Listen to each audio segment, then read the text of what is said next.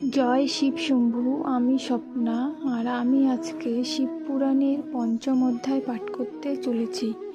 তোমরা সকলে চলে এসো শিব পুরাণের মধুর বাণী শ্রবণ করতে। আজকে পঞ্চম অধ্যায়ের বিষয় হলো সতীর দেহত্যাগ এবং শিব পূজা বিধি।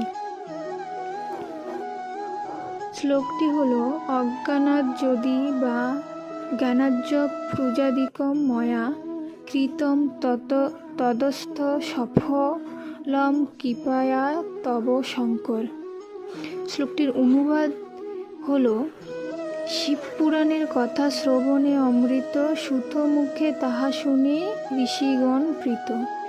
ঋষিগণ জিজ্ঞাসা করেন সুত প্রতি, প্রথমে দক্ষের কন্যা ছিলেন পার্বতী, কেমনে হলেন তিনি পর্বত দুহিতা, কিরূপে হলেন তিনি শিবের বনিতা।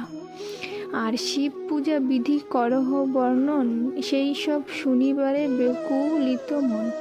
সুত কহিলেন শুনো ঋষি শ্রেষ্ঠগণ, পুরা